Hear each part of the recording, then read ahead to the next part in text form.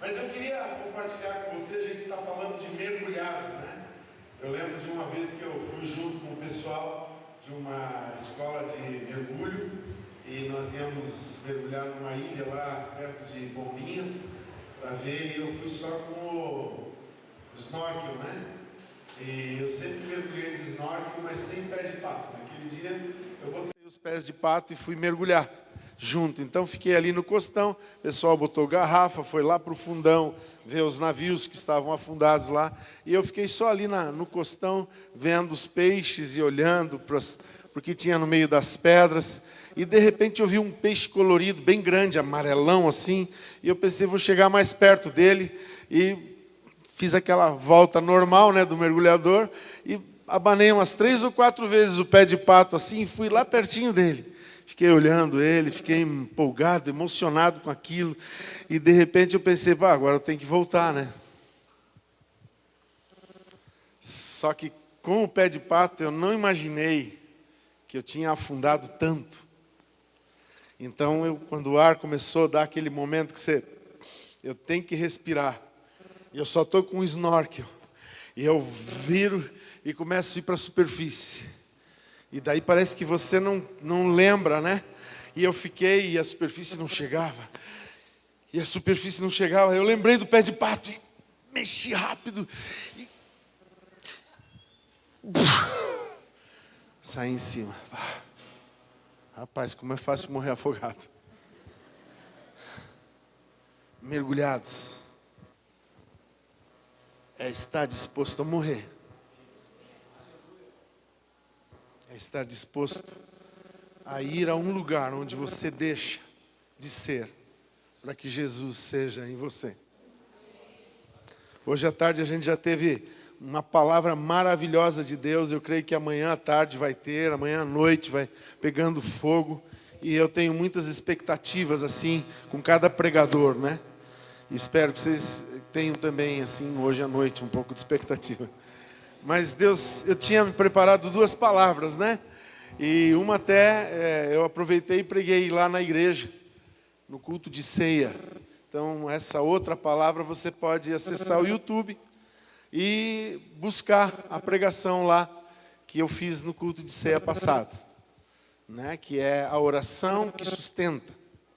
Procure lá, você vai ver que aquela palavra vai falar com você.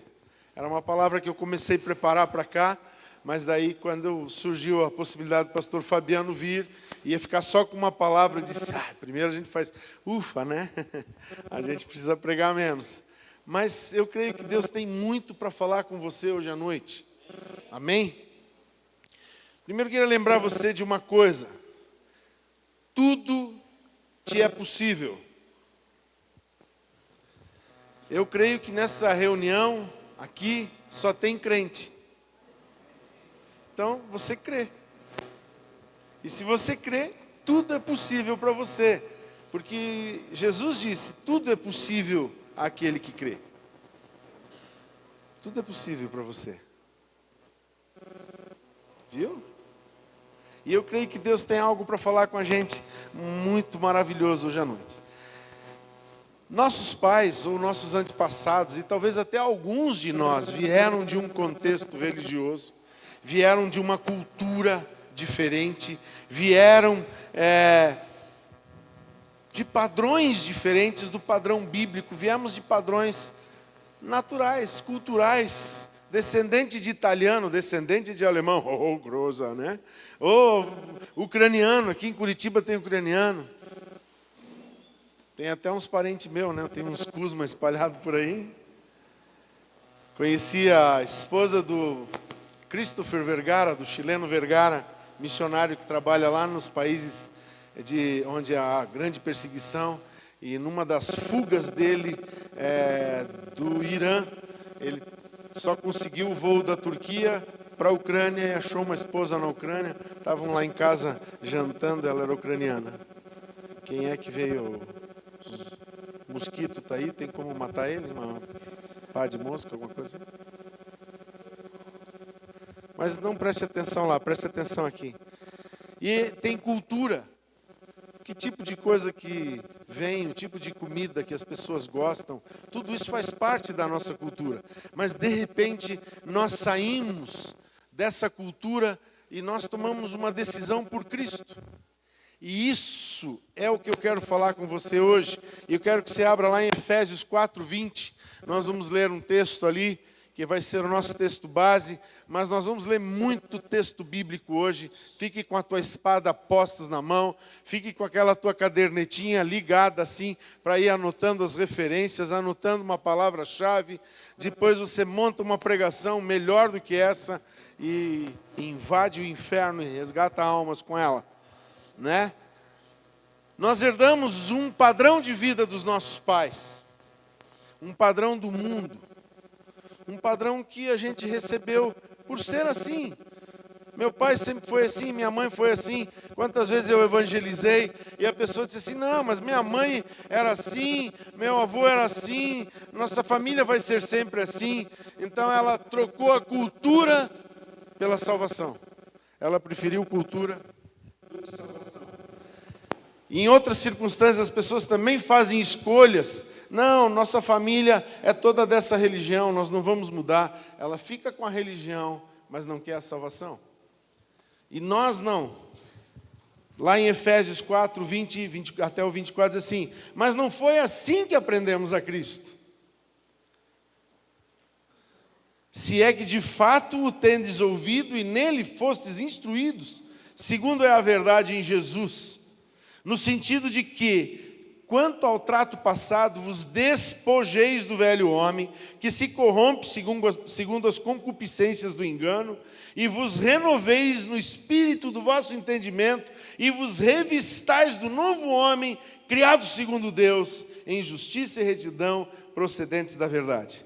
Deixa eu te dizer uma coisa que eu acho interessantíssima aqui. Não foi assim que aprendestes a Cristo, se é que tendes ouvidos e nele foste instruídos segundo a verdade em Jesus. Como é que você pode receber Cristo em Jesus? Existe uma coisa que chama-se o Espírito de Cristo, existe uma coisa que se chama o Espírito do Anticristo. Cuidado, o Anticristo está entrando na igreja hoje. Ele está entrando com o evangelho politicamente correto. Não fale a palavra pecado. Não fale uma palavra que possa ofender o nosso visitante. Não fale a palavra gay. Não fale a palavra... Não fale pecado. Não fale... Diabo, cala a boca. Nós vamos falar o que está escrito. Nós não estamos aqui para levar a mão nas costas das pessoas. Nós estamos aqui para instruí-las de que elas estão indo para o inferno e que alguém precisa alertá-las. Lá em Blumenau a gente fez uma campanha que mexeu com as estruturas do mundo, mas mexeu muito com a estrutura religiosa dos blumenauenses. Um monte de pastores se posicionaram contra a nossa atitude. Porque a gente fez uma campanha dia 8 de dezembro, é o Dia Nacional da Família. A gente fez uma campanha assim: Família, Projeto de Deus.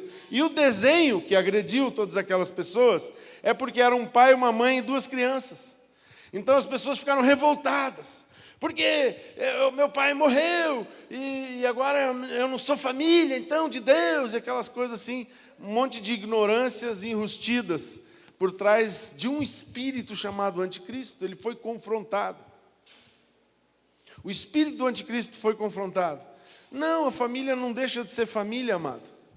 Minha família, eu cresci sem um pai dentro do meu lar. E eu nem podia vê-lo nos finais de semana. Ele morreu mesmo, ele não tinha mais como vê-lo. Era a minha mãe, minha irmã e eu. Éramos uma família. Mas eu posso te dizer uma coisa: éramos uma família incompleta. E isso mexeu com todo mundo, e um monte de pastores vieram e começaram a falar: você não devia ter falado isso, não devia ter falado aquilo. E eu disse para ele: eu quero chegar no céu um dia, e vai ter uma fila que Jesus vai dizer: você fique à minha direita, e você fique à minha esquerda. E eu não quero que aquele pessoal que vai ficar na esquerda olhe para mim e diz: você está aí na direita, mas eu estou aqui na esquerda porque você mentiu para mim, você omitiu o evangelho, você não disse que eu tinha que me arrepender, você não pregou a verdade para mim. Nós aprendemos Cristo, o Espírito da profecia, Cristo, o Espírito de Cristo está sobre a igreja, e nós aprendemos isso com Jesus. Jesus nos ensinou a vivermos o Espírito de Cristo. O anticristo só pode ser combatido por uma igreja que vive verdadeiramente o Espírito de Cristo. Você está sendo desafiado nesse acampa a entrar no Espírito de Cristo, a viver o Espírito de Cristo, a viver o Espírito da profecia, o Espírito da revelação, o Espírito da diferença. Você foi chamado para resgatar almas do inferno, para fechar as portas do inferno, para destruir as obras do diabo. Você foi chamado não para ser só diferente, mas para fazer a diferença nessa geração. Somos chamados nesse contexto e nesse texto a renúncias. Sabe que uma das coisas que o Evangelho foi perdendo a característica é a característica das renúncias. Não, mas se você disser que tem que renunciar à cerveja, o cara não vem para Cristo. Se você disser que tem que renunciar o baile, renunciar ao adultério, não dá. Nós temos que pregar um Evangelho, como é que se diz agora? Inclusivo. Nós temos que pregar o Evangelho inclusivo. Amados, não adianta eles estarem incluídos no contexto da igreja e não serem reino de Deus. Se Jesus não reina na vida dele, ele não é reino de Deus. Ele é membro da tua igreja, mas ele não é do reino de Deus. E Jesus nos ensinou a pregar: é chegado o reino de Deus. Nós vamos ter que fazer renúncias. Esse final de semana aqui, esses dias de carnaval, quando muitas pessoas estão se afundando na carne, onde a lascívia está imperando, onde a fornicação e a imoralidade sexual está correndo solta, nós estamos aqui buscando ser alvos mais que a neve. Buscando ser santos, nos santificando, nos preparando para encarar a universidade nesse próximo ano. E ser luz no meio da universidade, encarar um tempo diferente na nossa cidade, entrar no supermercado, entrar na repartição pública, entrar em qualquer lugar, em qualquer loja de qualquer shopping, e quando você entra, as pessoas vão dizer: tem algo diferente nesse cara, essa moça é diferente, o que você tem? É muito fácil pregar o Evangelho quando a gente está vivendo Cristo nas nossas vidas. Mas isso vai exigir muita renúncia. Os padrões da vida terrenos têm que ser renunciados. Nós temos que buscar o padrão de vida do reino de Deus. Nós temos muitos modelos na palavra de Deus que podem nos ensinar. A Bíblia diz que a carne e o sangue não herdarão o reino de Deus. Portanto, não é com a nossa sabedoria, não é com as nossas ideias, não é com padrões mundanos que nós vamos fazer a igreja ser a igreja de Deus. Não é com os nossos ideais filosóficos. E tem muito crente hoje que virou filósofo. Eu não sou contra a filosofia, eu acho que todo crente devia até estudar psicologia, filosofia, sei lá, tudo quanto que é coisa, psicopedagogia, engenharia também, direito. Aliás, todo crente tem que fazer direito, porque se fizer errado, não vale, tem que fazer direito, né? Mesmo que você esteja fazendo arquitetura, você tem que fazer direito, até a arquitetura tem que ser feito direito, senão não vai dar certo. Faça medicina e faça direito, porque se você não fizer medicina direito, você pode matar alguém um dia, se você fizer errado. Então, cresça, vamos, a igreja tem que invadir esse mundo. É a invasão, sabe? A gente devia criar um projeto de invasão. Evangelismo, invasão. Estamos invadindo o mundo. O mundo está invadindo a igreja, nós temos que reverter isso. A igreja vai invadir o mundo. Em nome de Jesus. Não iremos herdar o reino vivendo padrõezinhos religiosos, ideologiazinhas evangélicas. Nós temos que viver o Espírito de Cristo.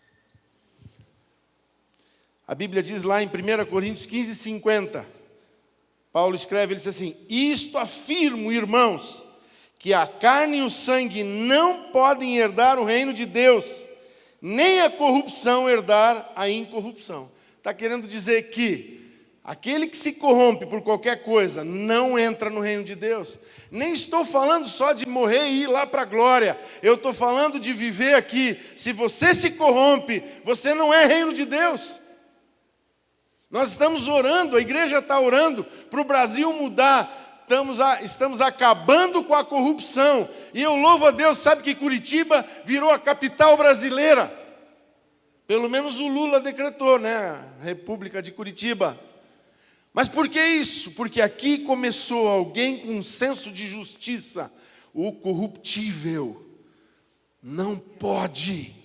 Nós queremos renunciar isso. Só que não adianta a gente ficar torcendo pelo Moro. A igreja tem que fazer isso de verdade no espírito. Nós não podemos aceitar nada que corrompa.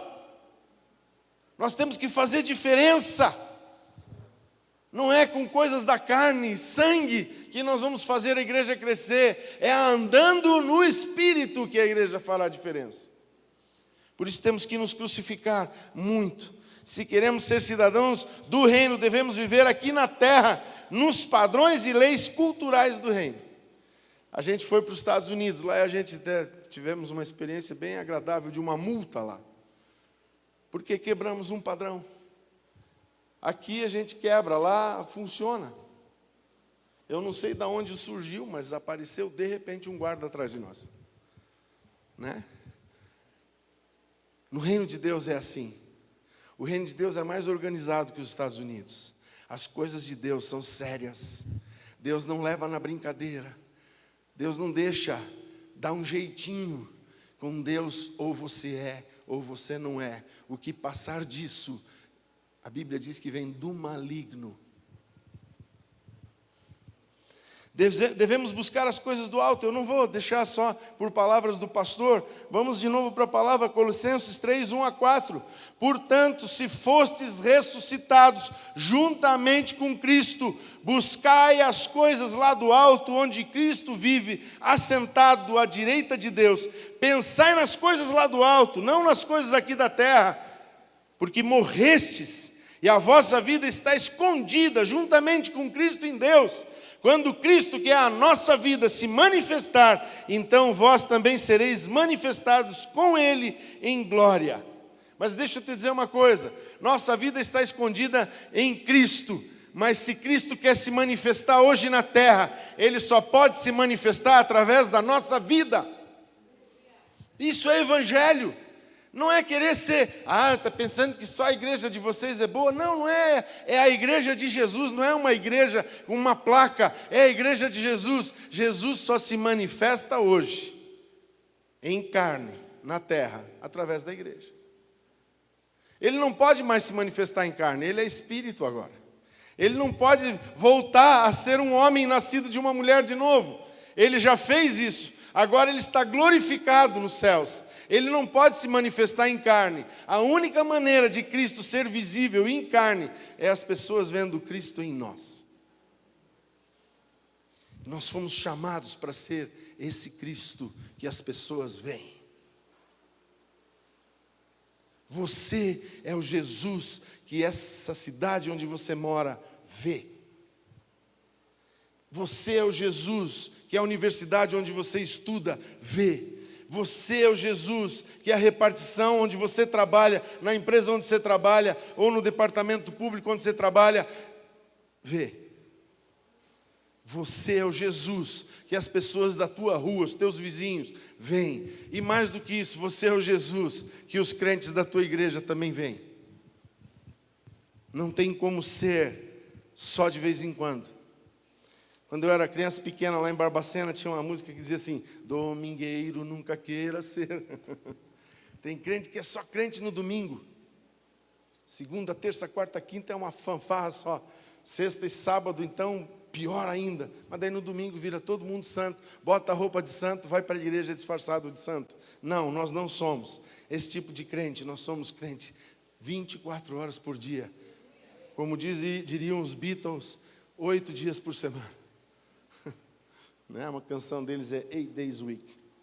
A Bíblia desafia a gente: vos despojeis do velho homem.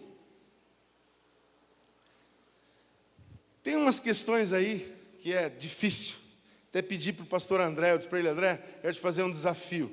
Eu vou falar um monte de coisa para você vai anotar. Quando eu lembrar, eu vou gravar. Depois vamos pegar esse vídeo e já vamos passar para ele. Porque existe uma linha teológica calvinista, existe uma linha ariana, existe uma linha comunista, existe uma capitalista, Hoje a igreja está assim, amados, nós somos da linha bíblica. Calvino tem erro, calvinismo tem erro, arianismo tem erro, mas a Bíblia não tem erro. Fica com a Bíblia, né? Então, mas eu sou predestinado. Mas Jesus disse que você que tem que se despir. Ele de antemão sabe se você vai ou não. Mas ele disse que é você que tem que se despir do velho homem. A atitude, a decisão é tua, é minha. Nós temos que dizer não para o pecado. É nós que temos que olhar para o pecado. Ele vai fazer sinal, ele vai fazer, né? E você vai dizer: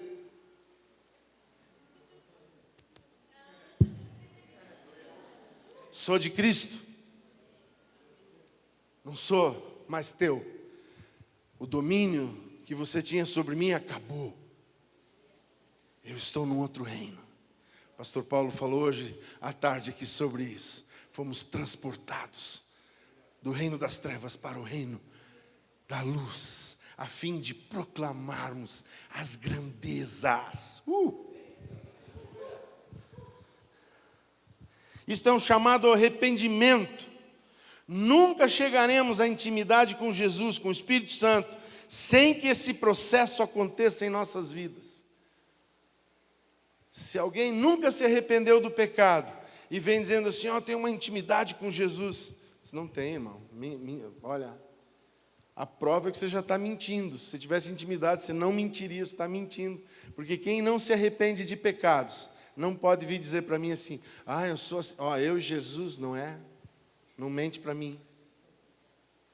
A Bíblia diz: sede santos como eu sou santo. A Bíblia diz: buscai a santificação, sem a qual ninguém verá o Senhor. Posso dobrar o joelho, sentir emoções, dar calafrio. Tem demônio que consegue fazer muita coisa também. E eu levanto e penso: nossa, tive intimidade com Jesus, sem me arrepender. Não era Jesus que apareceu, pode ter certeza. Porque ele diz que sem santificação ninguém vai vê-lo. Tem que ter santificação para ter uma experiência com Jesus. Estávamos ali fora conversando sobre o ministério Osborne, né? Quando eles voltaram da Índia, e ele disse: nós nunca devíamos ter saído como missionários, nós não tínhamos nada de apresentar do reino de Deus que fizesse diferença, nós nunca devíamos ter ido. E ele disse para a esposa dele: eu vou entrar no meu quarto, e eu só vou sair de lá o dia que Jesus falar comigo. Loucura, hein? Ele podia ter morrido naquele quarto. Se Jesus dissesse: mas não quero falar com ele, daí? Vou trazer ele aqui para cima. Um dia lá e abriu o quarto, ele está lá, morreu de fome, inanição. Mas no terceiro dia, ele acordou com uma luz entrando no quarto. Jesus sentou aos pés da cama dele, e ele teve uma experiência sobrenatural com Jesus. Mas sabe por quê? Porque ele renunciou tudo. Ele tinha tomado uma decisão. Ele disse que ele e a Deise tinham tomado uma decisão. Eles iam começar a ler o Novo Testamento. E tudo que eles lessem lá, eles iam ter como verdade, e eles iam viver aquilo, sem questionar, iam negar todos os conhecimentos teológicos que eles tinham, todos os estudos bíblicos que eles tinham. Eles queriam começar do zero, como se nunca tivessem ouvido o Evangelho. E eles fizeram isso. Jesus disse: você quer se santificar? Você vai me conhecer. Nós cantamos: quero ver a tua face, quero ver a face do meu Criador. Sem santificação, meu amigo, você nunca vai ver ninguém. Vamos buscar santificação. Exige renúncia, exige um monte de coisas. Estava conversando com o meu amigo, pastor Aloysio. Minha sobrinha está aí hoje, né? Ele para mim é como um irmão mais velho. E um dia nós estávamos conversando e ele disse assim: sabe, Deus me deu uma palavra sobre arrependimento, Haroldo. E ele pregou lá na igreja, lá no Rio, e eu acho que tem pregado em muitos lugares, porque ele vai para muitos lugares. E ele colocou essa seguinte sequência aqui: arrependimento exige posicionamento e decisão. Arrependimento exige retratação. E a retratação exige restituição. Aí você diz, como é que você vai fazer isso? O que é se arrepender aos pés de Jesus? Primeiro, se eu me arrependo, eu tenho que dobrar o meu joelho diante dele e dizer o nome dos meus pecados para ele. Ai, Senhor, tu sabes. Tu conheces todas as coisas, Jesus. Não. Ele quer retratação. Senhor, perdão pela masturbação, vendo pornografia no computador, Senhor. Perdão, Senhor, porque eu resolvi assistir aquele filme. Senhor, perdão por aqueles pensamentos e aquela conversa torpe, onde os palavrões entraram, Senhor. Onde a conversa entrou para um rumo que não agradou o teu nome, onde mentiras foram faladas e aonde histórias falsas foram contadas. Conta a verdade, pede perdão para Jesus, dá nome aos pecados.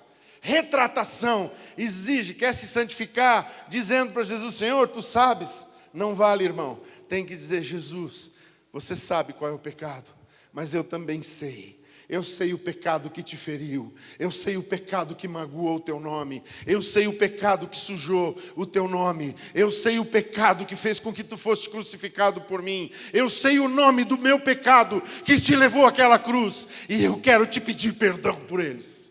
Eu sei que tu já me perdoaste. Eu sei, a Bíblia diz que tu morreste pelos ímpios. Eu era um ímpio, eu era um grande pecador. Mas eu quero te dizer, Senhor, eu sei o nome do pecado que eu cometi.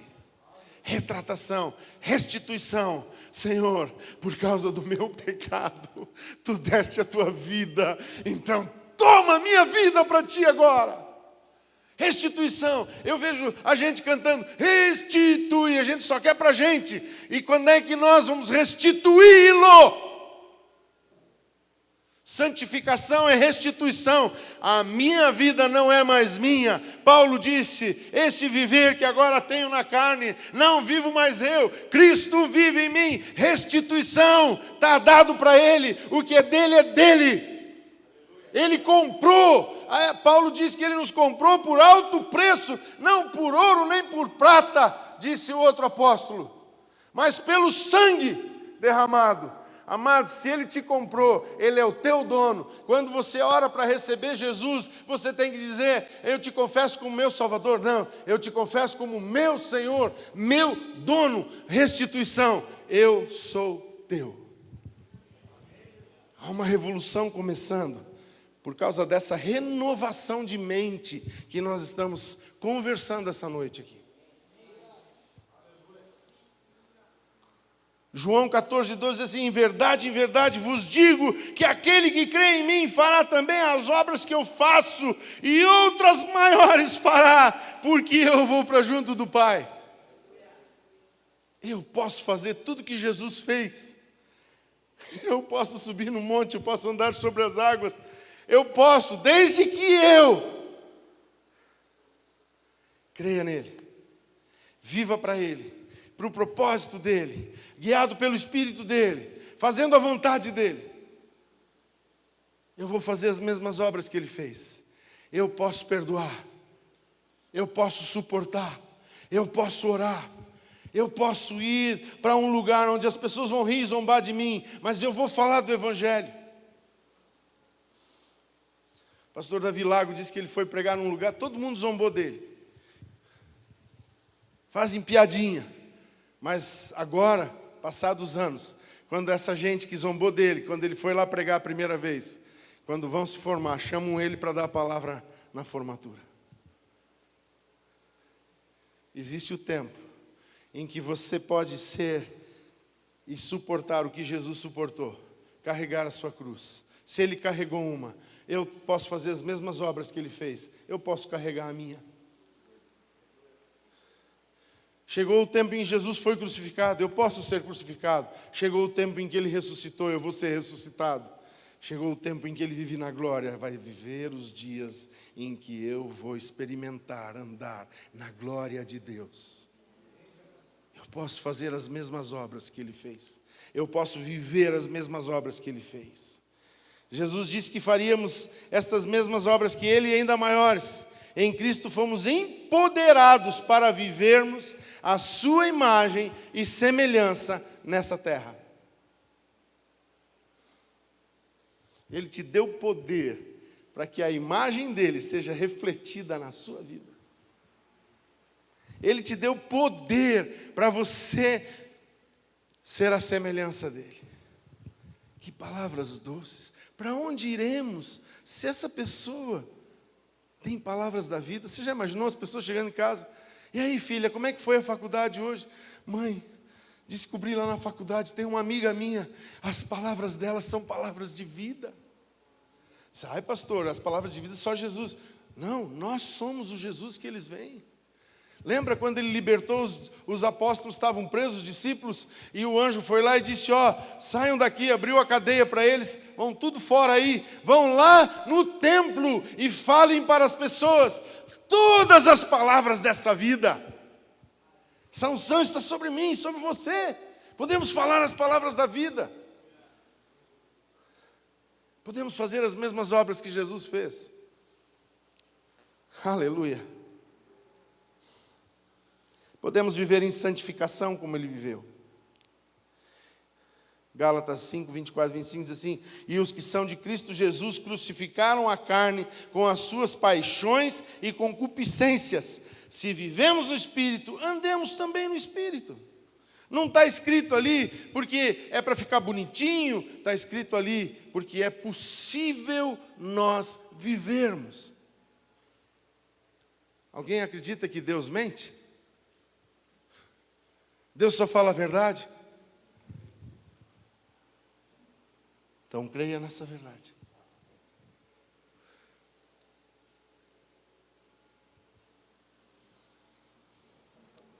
Tendo o mesmo sentimento que houve em Cristo. Olha só, está lá em Filipenses 2, 5 a 11. Tende em vós o mesmo sentimento que houve também em Cristo. Se eu vou manifestar e fazer as mesmas obras que Ele, eu tenho que ter o mesmo sentimento que Ele teve. Eu tenho que ter a mesma compaixão que Ele teve. Eu tenho que ter os mesmos pensamentos que Ele teve. Eu tenho que viver nas ideias do reino que Ele viveu. Pois Ele, subsistindo em forma de Deus, não julgou como usurpação o ser igual a Deus. Antes, a si mesmo se esvaziou, assumindo forma de servo. Olha aí, um segredo. Quer fazer as obras de Jesus? Se esvazie, seja servo. Tornando-se em semelhança de homens e reconhecido em figura humana, a si mesmo se humilhou. Quer fazer as mesmas obras? Vamos fazer as mesmas obras? Vamos nos humilhar. Vamos parar de querer ter razão. Mas o pastor falou uma coisa que eu não concordo. Vou me posicionar contra ele. Não, eu vou me humilhar. Deus vai falar com ele. E quer saber de uma coisa? Eu vou ser um instrumento para abençoá-lo. Eu sou o canal de Deus para abençoá-lo.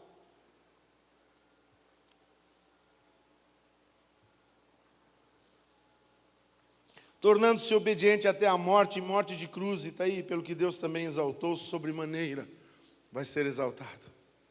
Vai fazer as mesmas obras que Ele. Quando a gente se humilha, Deus nos exalta. Quando a gente se humilha, Deus põe a gente num lugar de honra na igreja. Quando a gente se humilha, a gente vai para o culto humilde, quietinho, e a gente vai lá, e nem foi chamado muito para orar. Mas aí o pastor diz assim, agora ora uns pelos outros. Aí você ora pelo irmão que tem câncer e ele sai curado daquela reunião, porque você faz as mesmas obras que Jesus fez. Você sai na rua e você evangeliza a pessoa do caixa do supermercado e ela aceita Jesus ali no caixa e no domingo ela está na igreja. Por quê? Porque você está fazendo a obra que Jesus fez. Eu ganhei um vídeo de uma pregadora lá, estava lá no Nordeste pregando. E ela falou uma coisa interessante, assim, as pessoas dizem que elas convidam e as pessoas não vão na igreja. Não adianta convidar que elas não vão na igreja. E ela disse, sabe por que eles não vão na tua igreja? Porque eles não veem Jesus em você. Que paulada, hein? Eu chorei vendo aquele vídeo, eu já assisti aquele vídeo umas 10 vezes. Senhor, se eles não estão vendo Jesus em mim, de que adianta? Que vida é essa? Para que ir? Para que aquele adesivo no carro? Por que essa história de andar com uma Bíblia na mão? Eles nem veem Jesus em mim. E ela foi mais longe, ela disse, sabe por que eles não vão na sua igreja? Porque talvez eles não querem a vida que você tem. Essa vida barata, esse evangelho barato, esse evangelho que diz que pode tudo, esse evangelho que fornica, esse evangelho que aceita pecado, ele diz, é igual a mim, não vai mudar nada na minha vida, esse evangelho que ele prega, porque ele é pior do que eu. Quer fazer diferença? Há muita cruz para ser carregada, há muita renúncia a ser feita, há muita santificação a ser buscada, porque nós não podemos ser iguais ao mundo, nós temos que ser diferente, e além de diferente, temos que fazer a diferença, temos que revelar a imagem de Cristo. Se nós queremos realmente viver uma vida de profundidade, não podemos perder o foco, nem nos desviar do alvo da soberana vocação que está em Cristo. Você já lembrou o versículo, né? Está lá em Filipenses 3, 12 a 16. Não que eu já tenha recebido, ou já tenha obtido a perfeição. Paulo é humilde, nós também temos que ser humildes. Mas prossigo para conquistar aquilo para que também fui conquistado por Cristo Jesus. Irmãos, quanto a mim, não julgo havê-lo alcançado, mas uma coisa eu faço, esquecendo-me das coisas que para trás ficam, eu avanço para as que estão adiante de mim.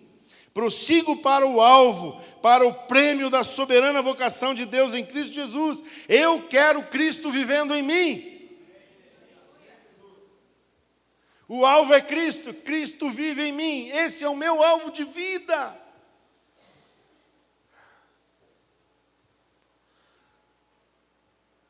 Todos, pois que somos perfeitos, tenhamos esse sentimento. Se porventura pensais de outro modo, também isto Deus vos esclarecerá. Todavia andemos de acordo com o que já alcançamos. Há um processo, amados. Embora tudo seja proveniente da graça, há um processo. Santificação é viver os procedimentos, ou praticar os procedimentos guiados pelo Espírito Santo. Só é possível viver um relacionamento profundo com Cristo se observarmos esses requisitos daquele primeiro texto. Vos despojeis do velho homem. 2. Vos renoveis no espírito do vosso entendimento. Vos revistais do novo homem, criado segundo Deus. Lá no Velho Testamento tem uma história. Arão foi chamado com seus filhos para o sacerdócio. Mas 2 dos filhos de Arão resolveram fazer o incenso que eles achavam que deviam fazer. Eles sabiam mexer com aromas e eles pensaram assim, não, nós vamos fazer o nosso incenso do nosso jeito. E nós vamos entrar lá no lugar santo e vamos oferecer. Está lá, essa história está em Levítico 10, 1 a 3, diz assim, Nadab e Abiú, filhos de Arão, tomaram cada um o seu incensário e puseram neles fogo, e sobre este incenso, e trouxeram fogo estranho perante o Senhor e a face do Senhor. O que eles não ordenara, quer dizer, fizeram um incenso do jeito que eles queriam. Então saiu fogo de diante do Senhor e os consumiu, e morreram perante o Senhor. E falou Moisés a Arão, isto é o que o Senhor disse, mostrarei a minha santidade naqueles que se cheguem a mim, e serei glorificado diante de todo o povo. Porém Arão nada falou e calou-se. Não tem como. Se Deus disse, faça desse jeito, a gente diz, não, mas eu acho. Aí você faz, dá errado. Aí diz, Deus, ele diz, não fala comigo. Não adianta reclamar. Você não fez o que eu te pedi. Você não andou no caminho que eu disse. Você não trouxe para mim. Né? O chileno falou da irmã que sabia que ia morrer e ela era uma doceira. Ela fez uma grande nega maluca, né? Como diz o pastor Adilson, uma crazy nigger, né? E levou para levar para Jesus. Chegou lá, Jesus disse, mas eu odeio chocolate. Não adianta a gente fazer as obras que a gente quer para Jesus. Nós vamos aprender algo ainda essa noite sobre Jesus, muito forte. Não o nosso padrão de santidade, queridos. Sim, o padrão de Deus. Vamos falar sobre deixar, vou só lendo alguns versículos. Deixar, despojar, morrer para, abandonar. Diz lá em Lucas 14, 27, qualquer que não tomar a sua cruz e vier após mim, não pode ser meu discípulo. Não adianta. Se você não cumprir esse requisito, Senhor, eis que eu vou te seguir. Ele diz, olha, não vai não. Sem esse requisito, você não vai me seguir. Você vai seguir os teus desejos atrás de mim, mas você não vai me seguir. Muitas pessoas andam atrás de bênção hoje em dia. Muitas pessoas andam atrás de coisas, de glória inclusive, mas não são discípulos de Jesus. Andam no meio do povo. Judas andava no meio do povo, mas não era um verdadeiro discípulo de Jesus. Renovar a mente e o espírito. Olha só, lá, Romanos 12, 1 e 2. Rogo-vos, pois, irmãos, pelas misericórdias de Deus, que apresenteis o vosso corpo por sacrifício vivo, santo e agradável a Deus, que é o vosso culto racional. E não vos conformeis com este século, mas transformai-vos pela renovação da vossa mente, para que experimenteis qual seja a boa, agradável e perfeita vontade de Deus. Tem que mudar as ideias. Tem que deixar o padrão de Deus entrar na nossa mente. Não é o que eu penso, é o que Deus diz, é o que Ele quer que eu pense. Ainda 1 Coríntios 2, 14, 16 diz, ora, o homem natural não aceita as coisas do Espírito de Deus, porque eles são loucura. E não pode entendê-las, porque elas se discernem espiritualmente. Porém o homem, e as mulheres, e os jovens espirituais, julga todas as coisas, mas ele mesmo não é julgado por ninguém. Pois quem conheceu a mente do Senhor que o possa instruir? Nós, porém, diga comigo, nós, porém, temos a mente de Cristo. Esse é o segredo. O que Jesus pensaria se ele visse uma determinada cena na televisão? O que Jesus pensaria se ele ficasse numa circunstância em que ele precisasse responder a alguém que faz uma pergunta capciosa para ele? O que Jesus... Se eu tenho a mente de Cristo, eu vou responder o que Cristo responderia. Revestir do novo, nascer de novo, vestir-se de novo. A outra pregação que eu tinha preparado, que eu vou deixar para uma outra ocasião, fala sobre santidade. Fala daquele processo. Adão e Eva estavam no jardim, estavam nus. E eles não tinham vergonha um do outro. Sabe por quê? Sabe o que vestia eles? A glória de Deus. Aonde a glória de Deus está, tudo é puro, tudo é santo, tudo é agradável. O pecado entrou, eles foram despidos da glória. Eles começaram a ver a carne, eles começaram a ser lascivos. A mente de Cristo saiu deles. O Espírito de Cristo tinha sido retirado. O espírito do anticristo, a antiga serpente, o atual dragão, a besta. Eu acho que o título mais maravilhoso que já deram para ele é aquela besta. Mas muita gente vai atrás da besta. Ou do besta. Mas em Cristo nós podemos nos revestir do novo homem. Aquela glória que tinha sido apagada no nosso corpo. Por isso a Bíblia diz, tudo é puro para os que são puros. Porque aquele que realmente é nascido do novo, que foi revestido pela luz gloriosa de Deus no seu corpo, ele não consegue olhar para a irmã que está ali do lado dele, ou para aquela mulher na faculdade, ou para aquela menina na praia. Ele não consegue olhar com olhos impuros, porque os olhos dele foram revestidos de pureza, santidade de Deus. Por isso Jesus disse, necessário vos é nascer de novo. Senão vocês não vão poder ver o reino de Deus. Necessário vos é nascer de novo, porque senão vocês não vão poder entrar no reino de Deus.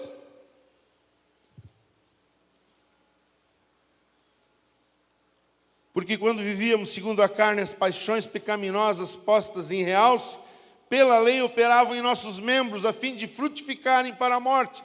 Agora, porém, libertados da lei, estamos mortos para aquilo a que estávamos sujeitos, de modo que servimos em novidade de espírito e não na caducidade da letra.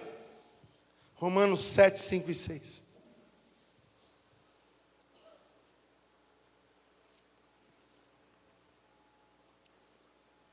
Criados segundo Deus, recriados, Efésios 2:10, pois somos feitura dele, criados em Cristo Jesus, para as boas obras, as quais Deus de antemão preparou para que andássemos nela. Deus tem um plano para a minha vida e para a sua vida.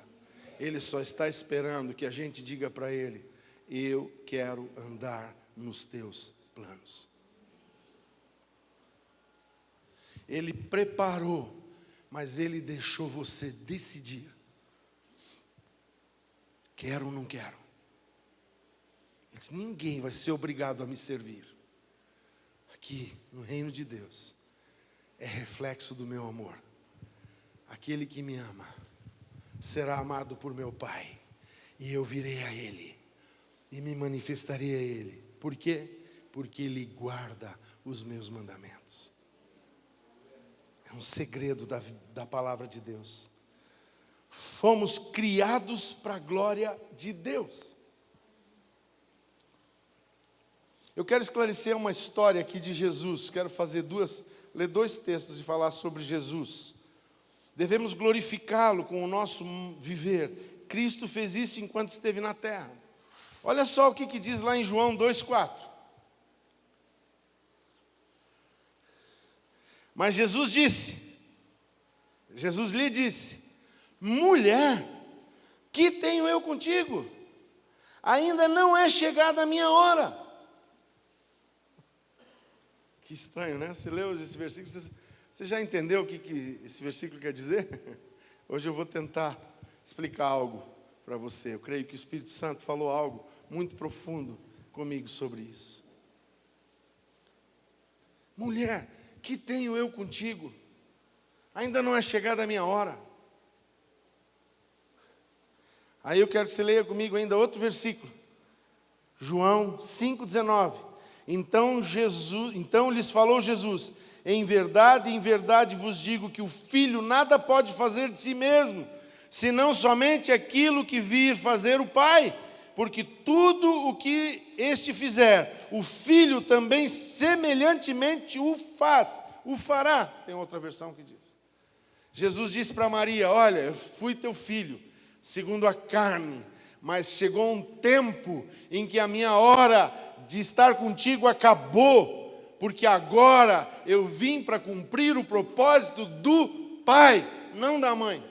Isso desmascara toda a doutrina católica, né? Perdão se você é católico, foi católico, se você ainda acha que a Maria pode mandar em Jesus, não pode. Ele disse: olha, você foi a minha geração de carne. Acabou o tempo de relacionamento com a carne. Eu fui chamado pelo meu Pai. Você foi escolhida para gerar para um propósito do meu Pai. Eu vivi com você, eu amo você, eu falei do amor do Pai para você, você me ensinou coisas e nós conversamos muito, temos comunhão. Mas eu quero te dizer uma coisa: quem vai definir o que eu faço nessa terra não é você, mulher. Eu só vou fazer o que o meu Pai faz. Pare de andar atrás das Marias, dos espíritos de Maria que tem por aí, que querem mandar na tua vida. Eu quero te dar um conselho. Embora aqui no nosso meio não tem nesse negócio de profeta, o profeta vem, né? Mas se tem um profeta indo muito na tua casa, querendo profetizar o que você deve fazer, diz: ô Espírito de Maria, sai da minha casa. Eu vou fazer o que o Pai me manda fazer. Não é o que o Espírito de Maria, tem Jezabel, Maria, tem um monte de espírito na Bíblia, né? A gente tem que estudar eles. Esse Espírito de Maria é quando alguém quer ocupar o lugar de Deus na sua vida, dizendo o que você tem que fazer. Não é a igreja que vai fazer isso, não é o pastor que vai fazer isso, nem o teu discipulador. O teu discipulador tem que te levar a uma vida santa na presença de Deus e a uma intimidade, tem que te levar a ser discípulo íntimo de Cristo, porque quem vai guiar a tua vida é o Espírito Santo. Discipulador não toma decisão por discípulo nenhum. Discipulador ensina o discípulo a viver no Espírito, mas não toma decisão pelo discípulo. O discípulo tem que crescer e ter a mente de Cristo. Ele tem que ser discípulo de Cristo. Ele tem que ver o que o Pai está fazendo e fazer o que o Pai está fazendo, como Cristo, nosso modelo, fez. Vamos desmistificar um monte de mentira que falam por aí. Ai, que o MDA fala isso. Não fala, amados, não fala nada disso. No MDA nós ensinamos as pessoas a ser discípulos de Cristo. Cuidamos delas, para ver Cristo gerado nelas. É isso que nós fazemos. Não deixe nenhum espírito governar a sua vida. Jesus disse, Maria, mulher, ele nem chamou de mãe nessa hora, porque mãe seria uma posição de autoridade. Ele chamou ela de mulher. Acabou o tempo entre eu e você, esse relacionamento. Antes você dizia, vamos em tal lugar, eu ia com você. Mas agora começou o meu ministério. O teu tempo acabou na minha vida. Agora eu vou fazer o que o Pai está fazendo. Eu e você precisamos entrar nesse nível de vida espiritual. Maria representa a natureza carnal, terrena de Jesus, sua humanidade. O Pai Celestial é quem lhe deu a natureza espiritual, celestial, o homem do céu. 100% humano, mas 100% Deus. E ele disse, agora, não é que ele passou a usar atributos divinos, mas ele disse, agora eu faço o que o Pai manda fazer. E me capacitou como homem para esta obra, enviando sobre mim o Espírito Santo. Por que ele escolheu ser assim quando se manifestou em carne? Por que Jesus abriu mão de tudo? Você acabou de ler lá Efésios comigo. Deixou tudo, deixou sua glória, se fez homem, semelhante a homem. Foi guiado pelo Espírito Santo. Por que ele fez isso? Porque ele disse assim, eu não posso vir para a terra fazer tudo do divino, depois eu subo e eles vão dizer, mas agora não temos o divino em nós. Nós somos carne. Ele era divino, nós não. Se ele era divino, mas abriu mão do divino, para que eu e você pudéssemos ver um homem cheio do Espírito Santo, fazendo a obra de Deus. E um homem e uma mulher cheia do Espírito Santo, nós também podemos ser.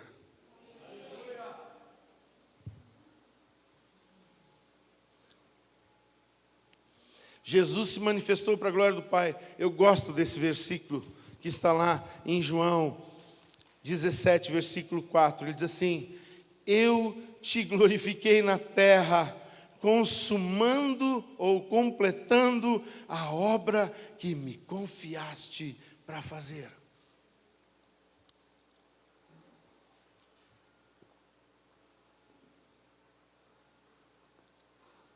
Vamos entrar na última hora de pregação. Alguém aqui já fez essa pergunta como eu? Pai, eu quero te glorificar. Eu quero ser aquele filho amado que te compraz. Eu quero te dar prazer. Mas, Pai, eu não sei como fazer isso. Você já orou isso? Senhor, eu não sei, eu quero te agradar, mas eu não tenho forças. Eu não sei como fazer isso, Pai. Se você já teve esses Getsêmanes na tua vida, eu quero te dizer, você está no caminho certo. Mas esse versículo responde.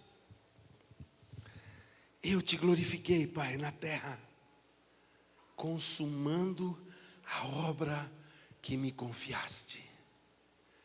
Você quer glorificar a Deus? Então comece a orar e diga, Senhor, qual é o meu chamado? Por que eu estou aqui? Aí o Senhor vai dizer para você, você é o porteiro do culto. Eu quero que você assuma o ministério de estar na porta com o teu sorriso e o teu abraço. Pai, só isso. Só isso. Se você cumprir isso, você vai poder orar e dizer: Pai, eu te glorifiquei, completando a obra que me chamaste para fazer. Aí o Senhor vai dizer: não, filho, eu te quero lá no Iraque pregando a palavra. Senhor, lá eles matam pastores, tem o ISIS, vai lá e prega. Mas não vou. Você não está glorificando a Deus. Eu almocei com um chileno e eu fiz essa pergunta para ele: por quê? Por quê? Por que os países perseguidos? Por que risco de vida? Ele disse: porque o Senhor me disse que é isso que Ele quer que eu faça. Só por isso.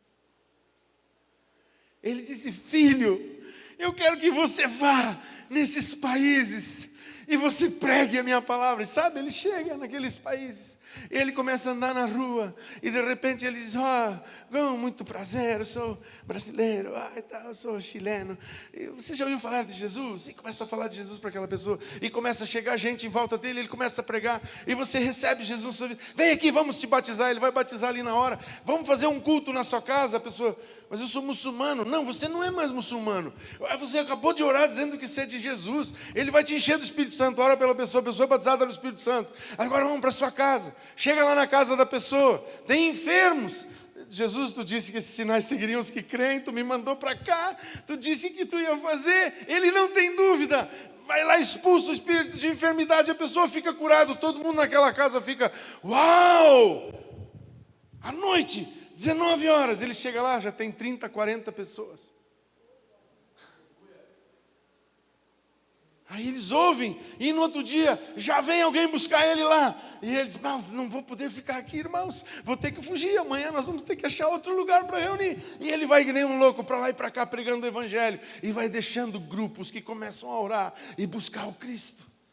E ele disse uma coisa interessantíssima: no Iraque há milhares de pessoas que ele vai falar: você conhece Jesus? E sabe qual é a resposta? Eu sonhei com ele, ele apareceu no meu sonho, ele disse que ele é o Messias, e Jesus está indo nos sonhos para aquelas pessoas. Que privilégio! Aí um dia prenderam ele, condenaram a 300 chibatadas. Não sobreviveria, amados. Não sobrevive. Não sobrevive a uma vara grossa daquela. 300 você não sobrevive. Ele levou algumas, ele disse: pastor, ainda hoje, quando eu sinto um cheiro parecido com aquele que aqueles homens tinham, eu fico assim, num espírito, clamo a Deus imediatamente. Olha só que terrível experiência. Mas de repente, me dá teu passaporte. Ele deu o passaporte que tinham visto do Irã, mas não o passaporte novo. O novo ele guardou. Eles saíram da sala para conversar. O irmão que estava apanhando com ele, que era iraniano, disse: a nossa chance. Fugiram, que nem os loucos. Atravessaram a fronteira, foram para a Turquia. Primeiro voo, passou o cartãozinho dele. Só tinha voo para a Ucrânia, foi para a Ucrânia. Chegou lá na Ucrânia, começou a andar na cidade. E as pessoas: você não é o chileno? Eu vi teu vídeo no YouTube, vem pregar na nossa igreja. E assim ele foi começando a pregar nas igrejas. Chegou numa igreja, viu uma ministra de louvor loira, de olhos verdes, uma menina, um chuchu. Quem viu a cara do chileno? Só a graça de Deus. Mas Deus, olha o que Deus faz. Quando o diabo queria dar 30 chibatadas nele, Deus deu a esposa mais linda da face da terra para ele.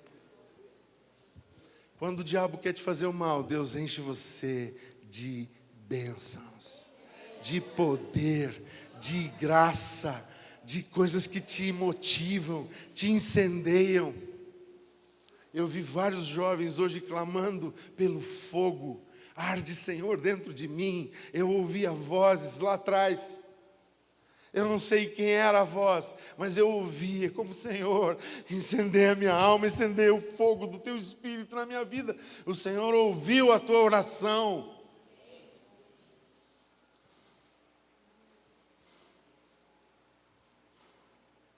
Quer glorificar a Deus?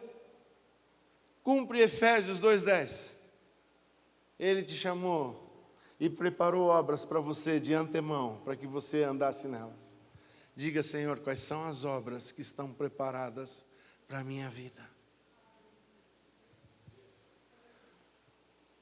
O mais gostoso disso é que não precisa ser coisas mirabolantes. Às vezes Deus só vai pedir que você vá na universidade e comece um grupo de oração. E as pessoas vão chegar naquele grupo e se dizem, mas é um grupo de oração, é? Eu estou vendo que vocês estão orando aqui, o que a gente pode... Não, entra aqui, você tem algum problema? Você quer que a gente ore por você? Ah, eu tenho, vou ter uma prova daqui a pouco. Vem aqui, nós vamos orar por você. Nós vamos orar pela tua memória. Nós vamos orar pela tua casa. Vamos orar por paz no teu coração. Para você não ficar... Termina a prova, a pessoa diz, nossa, aquela oração funcionou. Estou cheia de paz, não fiquei nervosa. Sabe o que ela vai fazer? Ela vai procurar a tua reunião de novo. Mas nós éramos só 3 irmãzinhas. Era o chamado de Deus. Deus está sendo glorificado. Deus está sendo exaltado. Deus não é exaltado por grandes coisas. Nós fizemos uma campanha, 70 mil pessoas no estádio. Não é isso que Ele quer. Ele quer que você cumpra o propósito dEle para a sua vida. Olha só que versículo interessante. Lá em Atos 13:36. Diz assim, porque na verdade, tendo Davi servido a sua própria geração, conforme o desígnio de Deus, adormeceu e foi para junto de seus pais e viu corrupção. Porém, aquele a quem Deus ressuscitou não viu a corrupção. Aqui está falando de que aquela promessa bíblica, Paulo está dizendo assim, ela não era para o Davi, ela era para o Messias, porque o Davi foi sepultado e apodreceu na sepultura, mas Jesus não apodreceu na sepultura. Mas o que interessa desse texto para nós hoje é que está escrito aqui, tendo Davi servido a sua própria geração, conforme o desígnio, conforme o projeto de Deus. Tem uma outra versão que diz assim, tendo pois Davi servido ao propósito de Deus em sua geração, adormeceu.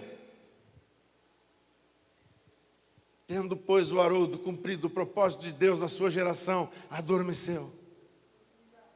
Lembre-se, um ganhou 5 talentos, outro ganhou 2. Os 2 trabalharam, os 2 voltaram com resultados. Qual foi o galardão dos 2? O mesmo. Entra no gozo do teu Senhor. Lá na glória, o galardão é o mesmo. Aqui na terra, a responsabilidade aumenta. Quanto mais competente, mais Deus te dá para cuidar. Porque Ele distribui segundo a capacidade. E quando Ele viu que Ele deu 5 para um e Ele trouxe 10, Deus tirou daquele que não produziu nada, diz, tira esse 1 e dá para aquele que tem 10. Ficou com 11. Aumenta a responsabilidade. Deus confia em homens que querem cumprir o propósito dEle na terra. Deus está dizendo essa noite, eu quero confiar em você.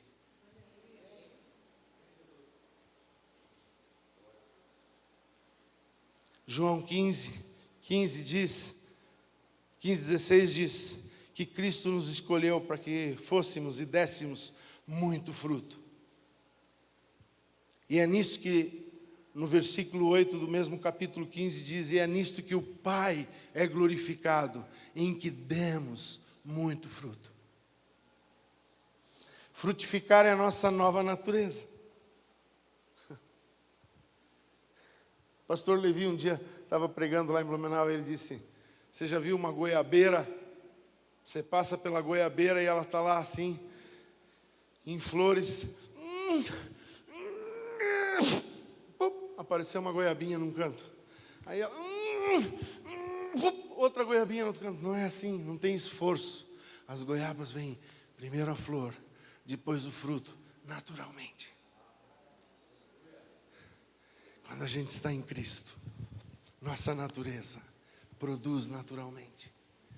Você olha para a pessoa e diz assim, ei! Aí você diz, meu Deus, o que eu vou falar? Eu chamei ela, ela olhou, parou, disse sim, e agora? O que eu vou falar? Aí você dá um passo para ela e o Espírito Santo diz, fala isso, e você... E a pessoa, Começa a chorar. Vamos receber Jesus.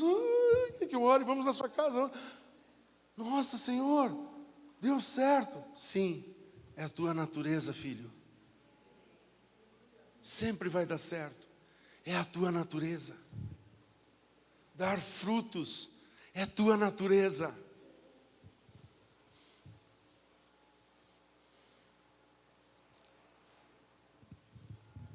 Quanto mais ligados estivermos em Cristo, que é a videira verdadeira, quanto mais íntimos do Espírito, mais frutíferos.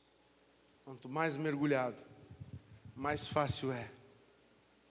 Vocês viram o testemunho do Davi lá, quando ele disse que ele foi pregar, começou na universidade, juntou com mais 2, 3 crentes, fizeram uma reunião, convidaram, distribuíram um panfleto pela coisa dele, preparou uma mensagem, chegou lá no auditório da faculdade, não tinha ninguém. Nem os amigos que ajudaram a fazer a campanha distribuindo folheto apareceram, só estava ele. E ele tinha uma mensagem na Bíblia.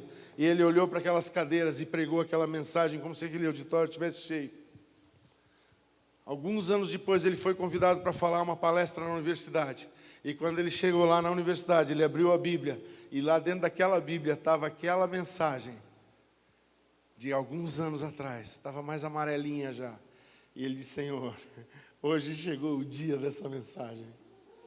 E pregou a mensagem, cumprindo o propósito de Deus para ele na sua geração.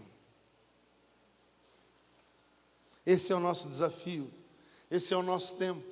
O tempo de Pedro passou, o tempo de Wesley passou, o tempo de Calvino passou, o tempo de Lutero passou, o tempo de John Hus passou, o tempo do Jimmy Swaggart, tá velhinho lá, passou, o tempo do Billy Graham passou, o tempo do D.L. Osborne passou, o tempo do Kenneth Hagin passou, o tempo do pastor da infância dos teus pais passou. Hoje é o teu tempo.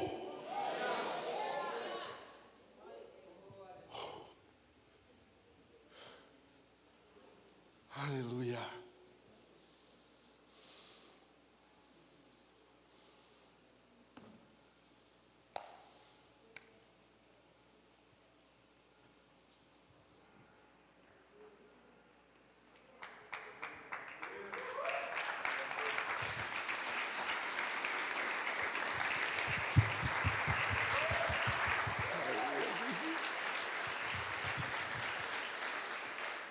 O Senhor está chamando. O Senhor está falando com você hoje. Ele está me usando para dizer para você: e aí? Ele passou por uns rapazes, pediu o barco deles, subiu no barco, ensinou a multidão, disse para eles: agora põe o barco lá no meio do mar. Encheu aquele barco de peixes, voltaram para a praia. Ele desceu daquele barco e eles estavam comemorando. Tanto peixe, tanto peixe. E ele olhou para eles: escuta, venham. O meu propósito para a vida de vocês não é esse tipo de peixe. Venham comigo. Vocês vão ser pescadores de almas. Sabe o que eles fizeram? Hoje o Senhor está passando aqui nessa noite, nesse acampo, está dizendo: venha, eu vou te fazer pescador de alma. Venha, eu vou te fazer pescadora de almas. Venha, eu tenho um propósito na sua vida. Não acredite no diabo, não deixe ele encher a tua cabeça. Eu tenho um propósito com você, Lucas. Venha. Queria convidar os irmãos que vão ministrar a subirem. E eu quero pedir para alguém tirar esse púlpito daqui. Jesus está te esperando aqui nesse altar, nessa noite. E Ele quer ouvir da tua boca as tuas palavras. Mas eu quero te dizer uma coisa: não esqueça do que você vai orar aqui hoje à noite. E amanhã você diz para Ele: Senhor, é hoje que nós vamos começar esse projeto. É agora, Senhor. Qual é a pessoa com quem você quer que eu fale? Aonde você quer que eu vá? No hospital hoje, Senhor? Aonde é para ir, Pai? Ele vai dizer: filho, vai pela rua direita. que eu vou te mostrar onde você vai. Um dia eu ouvi um testemunho de uma irmã, eu esqueci o nome dela, uma irmã da Assembleia de Deus, ela esteve lá em Blumenau. E ela disse que ela estava orando na casa dela, e o Senhor disse, sai da tua casa, lá no Rio de Janeiro. Desce o morro. Entra no ônibus, número tal, lá os ônibus são por número, né? As linhas. Entra no número tal. Ela entrou no ônibus. E o ônibus foi atravessando a cidade. De repente, chegou numa região assim, mais nobre. Ele disse, para aqui, desce. Ela disse, mas aqui, Senhor? Desce. Ela desceu. Sobe esse morro. Ela subiu uma rua chique, calçamento bonito. Foi subindo. Aí tinha uma casa muito bonita. Se bate nessa porta. Ela foi lá. Tinha uma campainha. E junto com a campainha, tinha um ferro redondo na porta de madeira. Fecha eles por enquanto, só deixa eu. Para não dar microfonia. Aí, bateu. Pum, pum, pum, pum, pum. Demorou para atender. Ela disse, Senhor, não tem ninguém em casa. Bate na porta. Apertou a campainha. Bam, bam, bam, bam, bam. Aquele ferro na porta. Passou mais 5 minutos, Senhor, não tem ninguém em casa. Bate na porta, insista nessa porta. Ela começou a apertar a campainha. Blim, blim, blam, blam, e bá, bá, bá, bá, bá, e blam, blam, blam, e blá, blá, blá, blá, blá. Quase meia hora depois, a porta abriu. Uma mulher estava vestida com roupão. E disse, que você quer? Ela disse, eu não sei. Eu estava orando na minha casa. Deus me fez sair da minha casa, pegar um ônibus, descer na sua rua, subir a sua rua, bater na sua porta. Eu queria ir embora, mas Ele disse, insiste, insiste, insiste. Eu não sei, mas eu precisava insistir, eu tinha que obedecer ao meu Deus. Aquela mulher disse, entre, por favor. Eu estava no meu quarto, deitada na minha banheira, com a gilete na mão. Eu ia cortar os meus pulsos. Eu queria morrer. E eu disse, Deus, se você me ama, manda alguém vir falar comigo. Então a senhora começou a bater na minha porta. E eu pensei, deve ser alguém querendo pedir alguma coisa, ou o carteiro, eu não vou atender. Mas a senhora bateu de novo. Eu disse, mas que coisa insistente. Eu não vou descer, mas a senhora não parou mais de bater. A senhora começou a incomodar tanto, que eu disse, eu vou lá ver quem é. E ela disse, agora eu sei por que eu vim. Jesus te ama. E começou a evangelizar aquela mulher. Amado, Deus quer nos usar desse jeito. Deus quer que você entre na sala dos professores e Ele vai dizer, fala com aquele professor. Marca uma hora com ele. Deus vai falar, vai ali naquele teu vizinho, na casa tal, naquela casa com a pintura estranha, bate na porta, diz que eu amo aquela família. Deus vai começar a fazer loucuras com a gente. E sabe do que é mais importante? Quando a gente começar a fazer isso, nós estamos glorificando a Deus na nossa geração. Deus vai dizer de madrugada, levanta e ora. Você dizer, Senhor, só orar. Levanta e ora. E você vai dobrar o teu joelho. Se dizer, eu não tenho palavra. Ele diz, dobra o teu joelho. Quando você dobrar o teu joelho, você não vai entender como você vai ter tanta coisa para orar. Porque é pelo Espírito de Deus. Mergulhado no Espírito de Deus. Experiências extraordinárias estão vindo para essa igreja, para você, para a sua vida, porque Deus está com um plano novo para a sua vida.